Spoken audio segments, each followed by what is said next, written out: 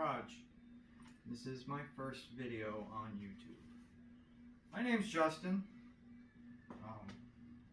Small-time mechanic. Love working on cars. I play with a lot of rust, obviously. This particular car is crunchy.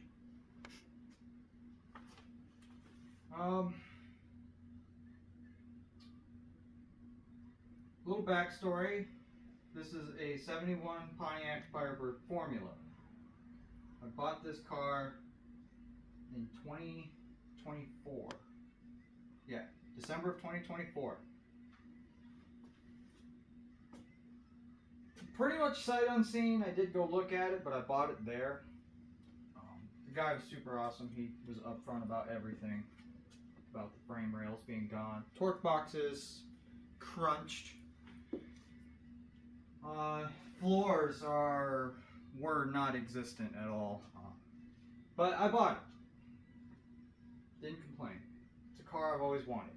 I got a handful of them. Brought it here, and we started to monkey with it. I originally wanted to get the motor to run.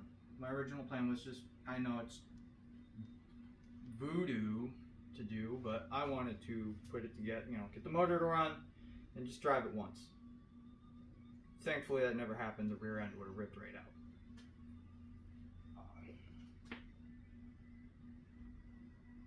So the car sat, the motor was locked up, it didn't want to move, it's still locked up. I have a Oldsmobile 455 that I picked up not that long ago that will be going in this car for a short while. As the camera magically pans over there. Huzzah! Yeah, so that'll be another video at some point, tearing this motor down, looking it over, and putting a parts list together for it. I've already bought headers for it. They're supposed to fit the 455 Oldsmobile, which if you're like me, you didn't know that there was a difference between the Buick, Oldsmobile, and Pontiac. You just assumed bop was bop. But there is a difference. I didn't know that until picking this motor up. I don't know everything. I never claimed to do. Back on the subject of the floors, the same guy that I bought this car off of messaged me again and said that he had a shell for a 70 Pontiac Firebird. And that's all it was, pretty much, was a shell. The floors weren't the greatest. They were better than what was in this car. They had a brand new trunk pan in it, and the frame rails and torque boxes were immaculate. The car was from Florida. Or Texas. It was from Texas and then to Florida. This car is from Michigan, which is why it looks like it does. I also think it was in a divorce. So, I bought the shell off of him with full intentions of cutting the floor out and just one piece swapping everything. Now, I didn't record any of that, but between me and my fiance, Kayla, who's behind the camera holding the magic broomstick, you're being recorded with a phone, 2 clamps, and a broom right now. It's quite the magic trick. Where was I going? Yeah, we didn't record none of that, but we did take lots of photos, so I might strew them somewhere in the void. I might even just hear my voice. I don't know. But I got the floor in. It took quite a bit of work. It is not welded in yet. It is just sitting there. And that's where we're at right now. We had to cut the tail pan out. Would you look at this massive chunk of Bondo? This thing weighs 5 pounds. This was all in the tail panel. Somewhere in here. The quarters completely full of Bondo. I will be picking up new quarters for this car, but for time being, I want to get the floor in. the rear end back in. I want to get it to where I can drive this car, preferably this summer. The unrealistic goal would be to get it to Pontiac Nationals, which is in July. The realistic goal is to get it to our Cookout Car Show, which is in July or August. We haven't made a date yet, but that would be super easy because all I got to do is roll it out of the garage. So with that short little introductory and backstory on the 71 Firebird, which we have taken the charm of calling Side Chick, because like I stated, I have multiple Firebirds, and this one looks like it went through a divorce. Multiple hammer crowbar dents throughout it. The window was blown out. Ladies, men, the car didn't do it.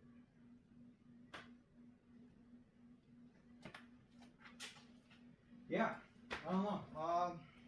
If you want, hit the subscribe button. If you like seeing more, we're definitely going to do something in this video. I don't know what. Put a couple tack welds in. I do have to recenter the floor. We've been through a massive cold spill. I'm sure you've heard of it. Everyone, everywhere, went through a national emergency weather. Well, we're in the north, so we really got hit with it. There were some mornings that cars weren't starting. It's negative 20 degrees outside, plus wind chill. But, yeah. All right. I don't know. Gotta do something. Can't just sit and talk the whole time. It ain't gonna get done. Oh. Yeah. So if you see these crunchy floors, we will be replacing them with, not aftermarket. We'll be fixing them somehow, some way. But those wheelhouse panels, I have new ones of those. New and used, actually. Sorry about the light. I found a really great deal on a steering wheel at Camfield, so that was fun. Let me take you underneath the car. You can see what we're working with here. So here, oh, I got bad angles. See, I'm probably not going to weld anything in these wheelhouses just yet because, like I said, I will be replacing them. I might put a couple in. We'll see when we get there. But the frame rails, as you can see, not that you know what the old ones look like, but they're in so much better condition. And we will be wire wheeling all of this and 415 in it, you know, getting some kind of undercoating done. And then here, I gotta readjust my floor. You see it fell a little bit. Focus. So through here, this is actually the pinch weld that should be up here, and it's down here. It's gotta be up here. But it's being a rebel. Yeah. You can see some daylight. But, you know, that's perks of living in Northeast. The salt belts. Yeah. We're gonna spend some time getting this lined up again. Throw in a couple tacks. You can see all the pre-drilled holes I made when I was cutting it out. Pre-drilled. I air chiseled a lot of it. Impatient person I am. Alright, I'll roll you over to the other side. Now we're on the passenger side. Wow, magic. Movie editing. I don't know what I'm doing anymore. You can see this side is actually... Come on, light. Angle upwards. Put some light on the situation. Alright, where am I at? Camera? Hello? Fingers. Right there. Told you I don't know what I'm doing. Anyways, this floor is, or this side is level with where it needs to be. So we're actually good over here. That's just an overhang for the brace. It's got new mounts in it for the subframe that I will be taking out and cleaning up. I have to do the toe boards in this. Sorry for the breathing, I'm fat. But yeah, rusty junk. But when you live on a budget like I do, this is the only way you can get one of these cars. Oh, I gotta stand up now. Oh. Or not, make a mess. Oh.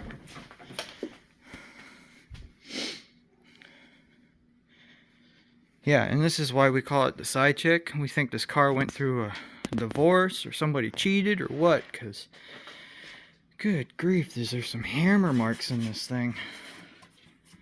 I mean, whoever, he, she, they, it, them, they beat the hell out of this thing. Can you say hell on YouTube? We'll figure it out. Windshield's cracked, but it's not too bad. I'll run it for a little while. The hood. These hoods are fiberglass with a steel frame underneath. And this one, the corner is completely gone. It's missing some of the, what are these even called? The vents? Well, this one isn't missing the vents. It's just this one's broke. That one. But, I mean, this is how you know the person was really mad. They blew a perfectly good sized hole in the ram air. But this corner is also gone. This got some weird rust going on here under the mirror. I don't know. Probably needs doors. Needs fenders. Needs doors. It's going to be a full-on rebuild at some point. But for now, it's just going to be the ratty little Firebird that we drive around. Hopefully. There's the replacement hood I bought. Again, another find at Canfield. The guy wasn't even selling any parts there. I just happened to talk to him. He told me he had a hood at home. So I went to his house and bought it. But, oh, get the hood open. Ugh, fiberglass is still 300 pounds. Let me remove the gasket set that I'm not going to use for this motor. And this is what I was told the drivetrain is a 72 Pontiac. This is a Pontiac 350, and she's stuck.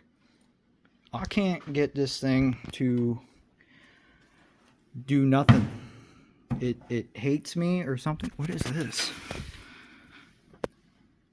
Chunk of hood. Anyways, you probably didn't see none of that because I was looking at that, not my camera.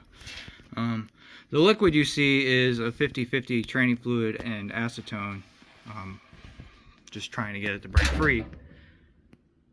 I think the fender's falling off. Just trying to get it to break free, you know, hopefully it would eat down and get past the rings or whatever, but it's been in there for almost a year now, and it still won't move. So I'm thinking the crank is seized in the bearings, which, you know, everyone else can buy a car that's been sitting for 100 years and throw gas and a battery at it and boom, it runs and we'll just drive it. Me, I buy a car that's been sitting for a year and it's completely stuck. I have 3 or 4 of them that are just completely stuck right now. Oh, we got the Studebaker unstuck. You can kind of see her through the fan. Ooh, spooky. She's on camera, waving backwards. There's my 1980 Pontiac Firebird. That has an LS1 motor in it. The dreaded LS Swap the World.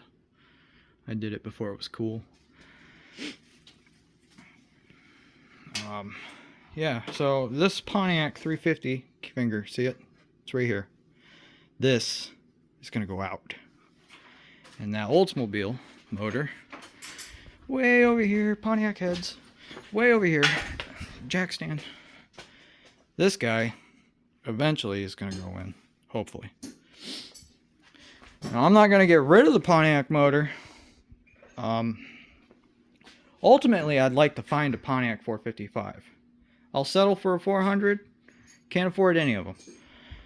But eventually, this Pontiac 350, I will send out to a shop and we'll diagnose it that way. machine shop, see what they can do with it. And if we can bore it out, whatever, and then put it back in the car. Now, this car was an automatic initially, which kind of worked out that the floor pan I got was an automatic too. I want to put a 4-speed in it or a 5-speed. I would like a 4-speed, but 5-speed for the overdrive is kind of nice. Mustang. Yeah. I don't know. We're still talking about the car. We're not working on it. I could just be procrastinating because I don't know what to do now. I've made it this far in my life. Procrastinating things. There's that toe board I need to replace. You can see there's not much to weld to. Surprisingly, what was that? Plate. The rockers in this, even though the floor was completely roached, I don't want to open the door in fear that it might fold. Even though the floors were completely roached, the subframe, what is that? The torque box was gone, and the rear frame structure completely gone. I mean, they were gone. Nothing was there. As soon as I jacked this car up in the air, the rear end fell out of it. I'm really bad at filming. The rear end. This thing here with the big spinny wheelies, she fell out. Just plopped. Ripped the torque boxes out of it and everything. That's currently holding down a 10 outside. But, yeah. Nope. I'm being taken control of. There you go. Yeah. And all of this through here, I mean, you can see it cracking. All of this is Bondo. That's a 1/4 inch thick right there. It's even thicker down here. That's all Bondo. At some point or another, this car had to have been rear-ended, and they did their best to pop it back in, and then he got caught cheating. Where's she? Where's she? I doubt it. It's never the woman's fault. Sure it is. Yeah. Here we are, still standing around talking about it. Oh, something.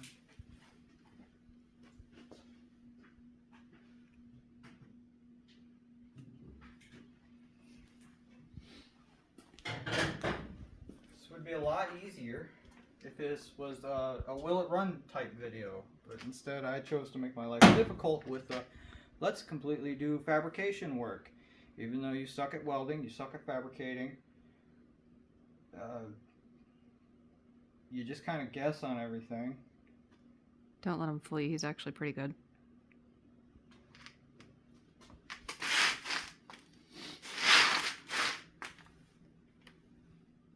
I just suck. No, you don't. Oh, I need a jack. I need to pick that floor back up.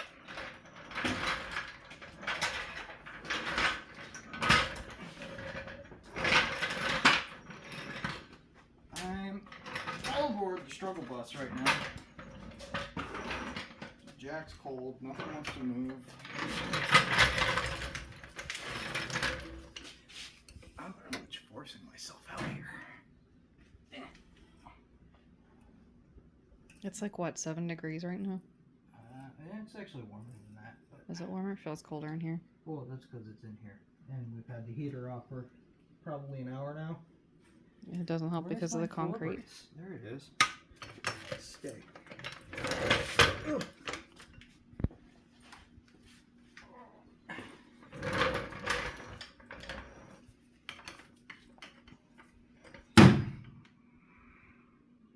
I'm sorry. Scoot that in.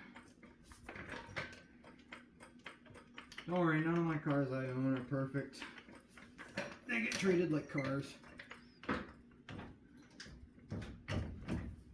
Upsy daisies. Up.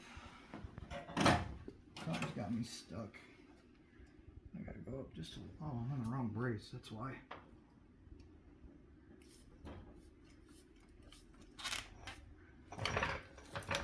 This might be a 2-jacker. Get this subframe. Come on, oopsie daisies. I'm talking more than I normally would. Normally, I just have the music blasting.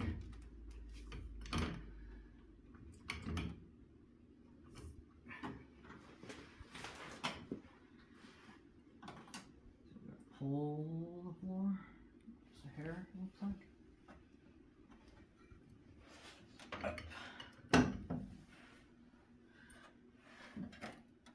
So I made one crucial mistake when I was doing this originally. I didn't put no braces in. Oh no, scary. The whole rear seat was still there and the whole front end was still there, so it should be fine. Nothing moved. But I messed up and I opened the door, which caused, because I had the subframe unbolted, caused that to tip down. Oops. It's coming out anyways. That's all movement in the bushings. Hello?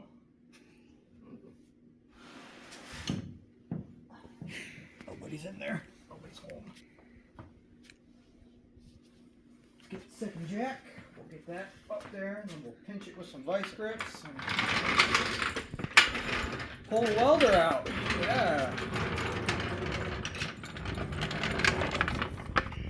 Look at that. AutoZone jack. Don't hit my car.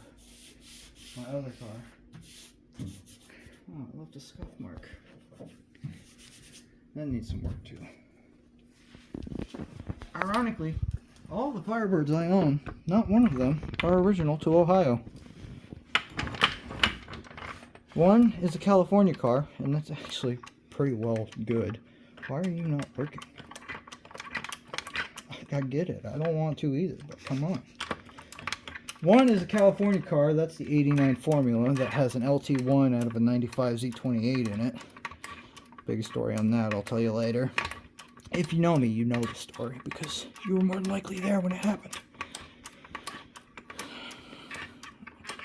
And the one behind me, my 1980 Pontiac Formula. All 3 Firebirds I own are all formulas. I have a type. I haven't got the Trans Am money. She's squeaky.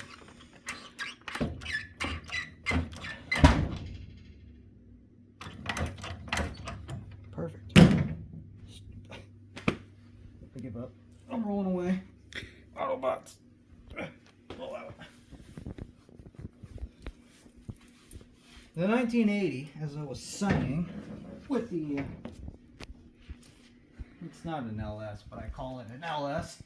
It's a 5.3 Vortec motor. It's LS platform.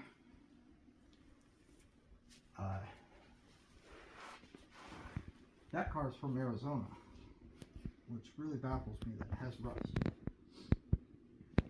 through here. That's the only rust on the car. Are we level? Can you stay somewhere? Oh. Yeah, this looks good, I think. We can zing some zip screws in it. Who does this ugly weld? The hell? What?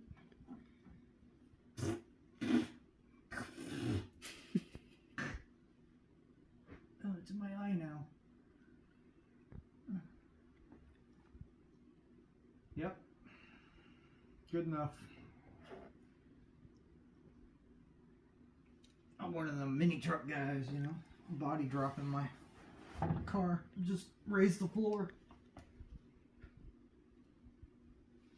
It's a 2-inch drop with a 2-inch lift on the floor. Go down the road sideways. Dog walking it. Oh, I'm gonna crawl on the other side. Look. Run some zip screws in it. We'll eagle eye it, I guess. Pretend we looked at it. I don't know why this one's hanging down so low.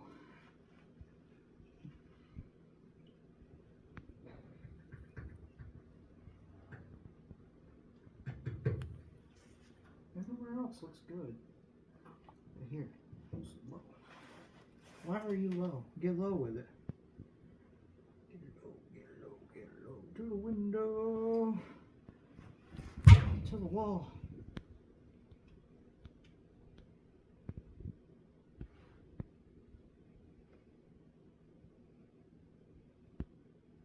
Whatever. We'll do one side at a time.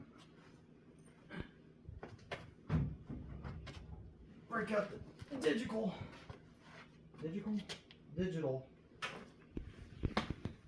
tape measure in my eyeball.